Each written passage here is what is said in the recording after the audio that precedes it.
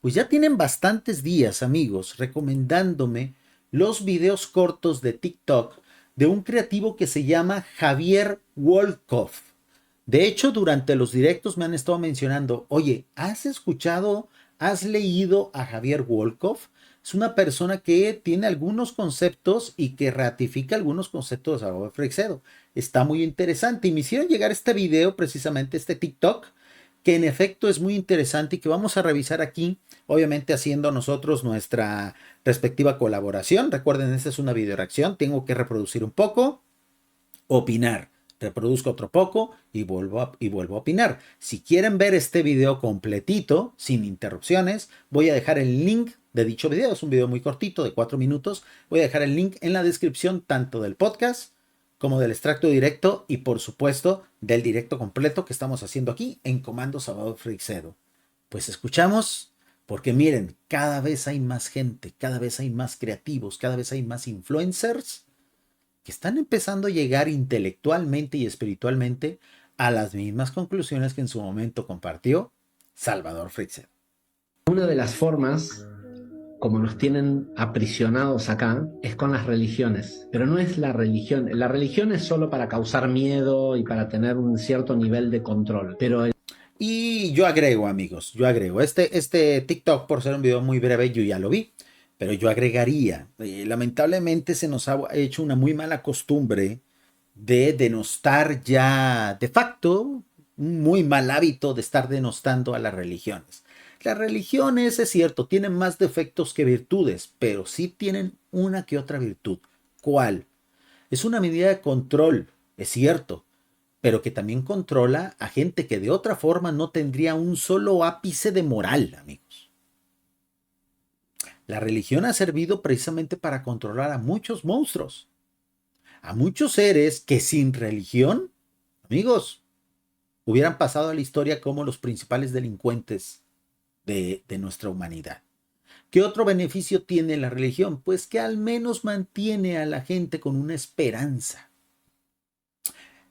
Lamentablemente, y como pasa mucho con las instituciones humanas, los defectos pesan más que las virtudes. Y en efecto, siempre estas instituciones tienen más fallos que aciertos. Pero por eso no podemos descartarlas per se. ¿Yo qué invitaría a hacer? Yo invitaría a que aquellos que todavía creen en su religión, aquellos que todavía quieren seguir teniendo una religión, la reformen. Y si no se puede, amigos, pues entonces sí abandonen su religión. Nosotros que estamos fuera de eso, nosotros que no tenemos una religión como tal, ¿qué debemos de hacer? Pues amigos, recibir a cuanta persona quiera unírsenos en nuestra causa. No descartarlos, darle la bienvenida. Porque amigos, un católico que se entera de estos asuntos se convierte en un mejor católico. Y no necesariamente tiene que abandonar su fe. Se va a volver un mejor católico. Un musulmán que empiece a conocer estos conceptos, de seguro se va a convertir en un mejor musulmán. Y a lo mejor ya después dejará su religión, pero mientras tanto, no es requisito que dejen su religión para precisamente formar parte de esta, pues de este comando, de esta armada que estamos haciendo de personas que queremos liberar a este mundo de seres que nos han esclavizado durante milenios. el arma más letal que han usado contra los humanos es el concepto de la culpa y la reencarnación. ¿Escucharon, amigos?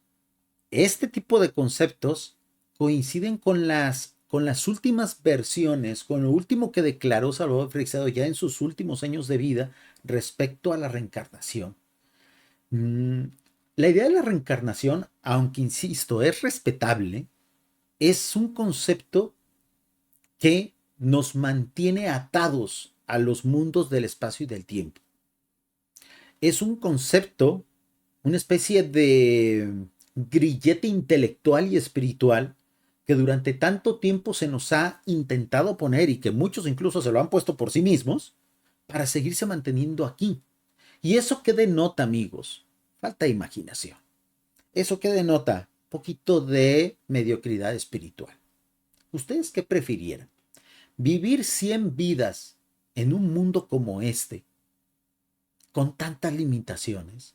¿O vivir solamente una vida aquí y el resto de las vidas, vamos a llamarlo así, en esferas, en mundos un poquito más perfeccionados que este, donde ya no se tenga que padecer hambre, donde ya no se tenga que padecer enfermedad, donde en realidad el sentido de la vida sea regresar a la primera fuente y centro y no tener que estar aquí sufriendo y sufriendo y sufriendo para disque aprender. Cuando para poder aprender todo lo que implica vivir en estos mundos de la materia y del espacio y del tiempo, no nos llevaría 1, 2, 10, 20, sino miles de millones de vidas. Sería interminable. No podríamos abarcar ni el 5% de toda esta realidad, aunque viviéramos miles de millones de vidas. ¿No sería más interesante que esta experiencia fuera única? Una perla única, una única ocasión, que tuviera el valor, para que tuviera sentido vivir en esta vida. No lo sé. Vamos a ver qué propone este gran pensador que me recomendaron. Tenía muchos conceptos parecidos a los de Salvador Freixedo, Javier Wolkoff. El karma. Todo el concepto de la reencarnación dentro del judaísmo, del budismo, de todo eso, es una lavada de cabeza para que la persona viva toda su vida pensando que tiene que volver y que tiene que reparar y que tiene que volver a elegir encarnar. Entonces, en el momento que la persona muere, elige volver. Miren, amigos, ese tipo de conceptos espirituales, eso que ocurre después de que uno deja este, vamos a llamarlo así, vehículo de carne y huesos, como dicen los ateos, ¿no? Eres un amasijo de carne, huesos y átomos. Para ellos, eso es un ser humano, imagínense. De ahí partimos, ¿eh? De ahí partimos, para que vean el grado de desprecio a la humanidad que tienen las sectas ateístas militantes, ¿no? Todo lo que pasa con nosotros, con nuestro espíritu, con nuestra mente, con nuestra alma, después de morir, nosotros no tenemos injerencia ni control. Eso para empezar, amigos. Así como un niño recién nacido, a unos cuantos segundos de haber nacido, ya sea por cesárea, por parto natural, como sea. Así como ese niño es indefenso y depende totalmente de la partera, del médico, de su madre o de donde haya nacido, donde le haya tocado nacer. Así como ese niño es indefenso al nacer y depende 100% de lo que esté a su alrededor, si no, pues corre el riesgo de morir, de tener una muerte prematura, inmediata. Pues igual pasa con la muerte. Cuando nosotros morimos no tenemos capacidad de decisión ninguna, amigos. Ninguna. Somos totalmente indefensos como un niño que acaba de nacer. ¿De qué depende el destino que tengamos? Pues de nuestros actos previos. Y no estoy hablando de premios y castigos. No, amigos. Estoy hablando en nivel energético. Y ni siquiera estoy utilizando aquí conceptos de la nueva era. Conceptos cerrados y obsoletos de la nueva era. No. Estoy hablando precisamente de nuestra capacidad de trascendencia. Nosotros sabemos, como lectores de Salvador Freixedo y creyentes en cosas pues extraordinarias de vanguardia, que el ser humano no solamente es su cuerpo y su mente. Nosotros sabemos que hay un espíritu y un alma. Y lo que va a trascender no es ni nuestro cuerpo y a lo mejor ni siquiera nuestra mente. Lo que va a trascender es nuestro espíritu y nuestra alma. Porque los planos superiores no son ni materiales ni temporales. Entonces el cuerpo y la mente no pueden entrar ahí. Porque esos son receptáculos que están adaptados a esta realidad actual, no a la realidad futura. Lo único que sí puede ser reensamblado y reutilizado en esa realidad futura es el espíritu y el alma, ¿no? Entonces, como niños indefensos, nosotros llegaremos a esos nuevos mundos, a esas nuevas esferas que no están hechas de materia como esta en la que vivimos, planeta Tierra, totalmente indefensos y estaremos a merced de aquellos seres que se hagan cargo de nosotros. ¿Qué evaluarán esos seres para saber si es inmediata nuestra restauración o si tendremos que esperar pues lo que hayamos hecho? Pero no como un juicio, amigos, sino como una cuestión energética. Voy a poner un ejemplo muy burdo, muy burdo. En los mundos espirituales existe una especie de combustible, una especie de gasolina que se necesita uno tener como mínimo para poder vivir ahí. Así como en los mundos materiales nosotros tenemos los nutrientes, ¿no? Si uno no se alimenta de nutrientes, de carbohidratos, de proteínas, de vitaminas, etcétera, pues nuestro vehículo material muere.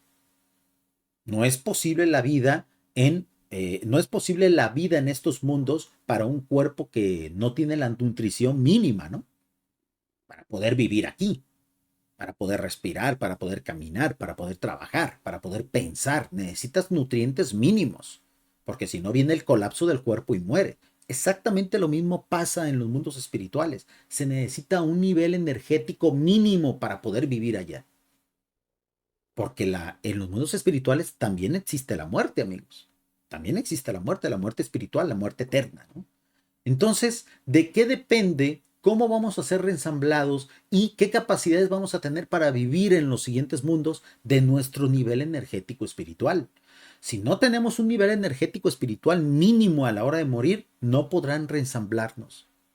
No podremos trascender de manera inmediata, necesitaremos ayuda, necesitaremos un tratamiento, una carga de batería, vamos a llamarlo así, de manera muy coloquial, de manera muy burda. Discúlpeme, amigos lectores del libro Urantia, por utilizar esos términos, pero pues tengo que hacerlo de manera así muy general, ¿no? Que se entienda para todos, lectores del libro Urantia o no. A eso se refería Salvador Freixedo cuando él decía, yo ya estoy preparado, porque a la hora de morir, yo ya estoy preparado para morir. Porque él había cultivado durante décadas su espíritu, porque él había cultivado durante décadas su alma a través de utilizar su mente humana, a través de mucha reflexión, a través de entender cómo funcionan los conceptos divinos, porque él, además de haber sido investigador del fenómeno ovni y un gran filósofo, aparte era teólogo, él fue sacerdote, ¿no? Por eso él se sentía tan seguro, yo voy a trascender, porque él había cultivado durante muchos años su espiritualidad.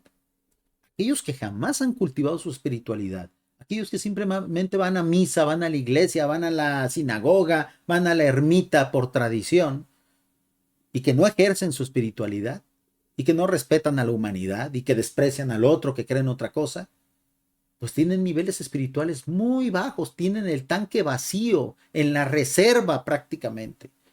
Y por eso no van a poder trascender tan pronto ni tan óptimos en los siguientes estadios de la vida, en los siguientes estados de la vida después de la vida material. Por eso el trabajo de trascendencia es aquí y ahora, es lo único que podemos hacer. Previo a morir, ¿qué tal está nuestro espíritu, amigos? ¿Qué tanto hemos ejercido la espiritualidad? ¿Qué tanto la fomentamos? La espiritualidad que ustedes quieran tener a partir de religiones evolutivas, tradicionales o a partir de su propia mente, de su propia espiritualidad individual. ¿Qué tanto la ejercemos? ¿Qué tan vacío o lleno está su tanque espiritual? Porque de eso depende nuestro destino después de la muerte. Después de la muerte y el nacimiento, vamos a llamarlo así, de nosotros en mundos espirituales, seremos tan inofensivos como los bebés. Muchas gracias por llegar hasta el final del video. Recuerda, puedes ser nuestro miembro patrocinador aquí en YouTube. Sigue las instrucciones en el enlace que está en la descripción. Recibe beneficios exclusivos y apoya nuestro proyecto. Hasta pronto.